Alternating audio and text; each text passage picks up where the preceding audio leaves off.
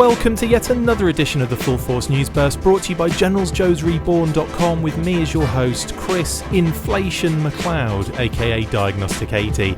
Joining me today to talk about the news that Hasbro will be raising prices and modifying product to cut costs is Justin, too expensive to use for a proper episode, Bell. So without further ado, let's get stuck into this news burst. Earlier today, Histank reported that Hasbro's CEO Brian Goldner had been interviewed by CNBC and Yahoo Finance to discuss the future of the company and the ways in which they were dealing with the eventual China tariffs.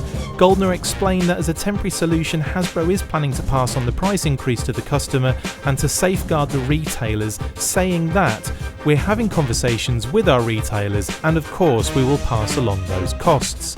Adding that, ultimately, the costs will be borne by the consumer over time. Goldner went on to discuss the fact that Hasbro will be looking at modifying their product in order to deal with the tariffs in the long term, saying, with time you can redesign and redevelop your product lines with those tariffs in mind. In slightly better news, he expressed that these price raises wouldn't take effect until after the holiday season, stating that we certainly want to ensure that we're not raising prices on products right before the holidays. We would hope we would continue to have a productive dialogue and find other solutions to the situation. The increased tariffs will go into effect on the 15th of December onward. Justin, not the best news we've heard all week. Does this concern you regarding the quality of the toys we could be seeing in the future from Hasbro? Yeah, I mean, I think to a degree it has to. Yeah, I mean, I think we all know how expensive it is to make highly articulated figures. So yeah, $10.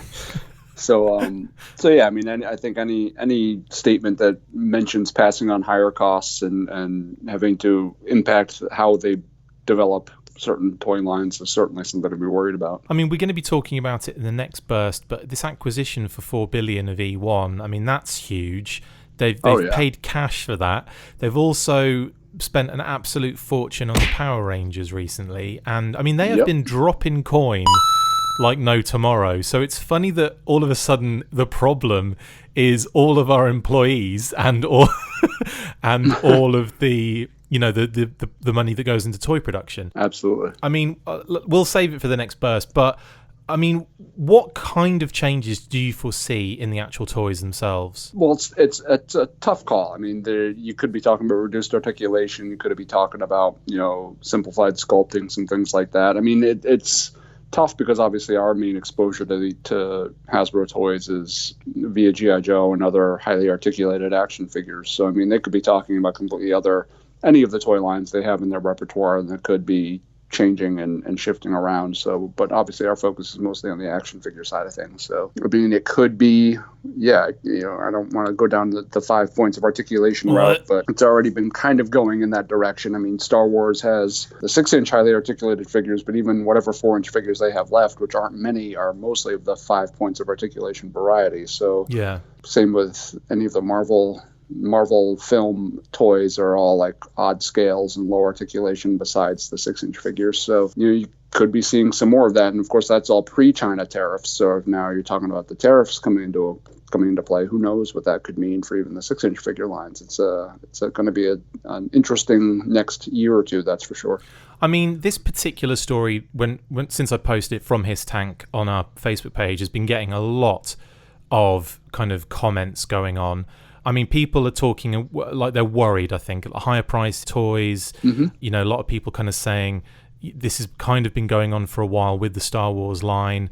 But for the most part, it is a negative response. Everyone is a little bit concerned about it. Obviously, we will kind of keep an eye on this. And obviously, I suppose our first kind of idea of how it's going to affect Joe product is going to be when the Snake Eyes movie drops and we get Snake Eyes product. So obviously that's going to be a massive barometer for this particular story. As it is, Justin, thanks for jumping on and chatting about that quickly. You're very welcome. Let's stop recording this, have people watch it, and then completely record a completely different episode that they're going to watch immediately afterwards. Thank you, Justin. Really appreciate you jumping on for that. Sure. Not a problem. That's it for this instalment of the Full Force News Burst. Thank you to my awesome co-host Justin Bell. See you in a few seconds, and as always, full force, full tariffs, full price is what I should have said. Make sure you get involved with the discussion by liking, sharing and commenting on these videos, and as always you can keep up with the show after listening by following on Twitter @The Full Force, liking the Facebook page facebook.com/The Full Force, and if you would like to contact the show you can message us on either of those platforms with feedback or questions. We have also started a Patreon page, so if you want to see your name up in lights on these videos or enjoy exclusive bonus content, then check out patreon.com/The Full Force Podcast, or click the link on any of the posts this podcast appears in. Full Force.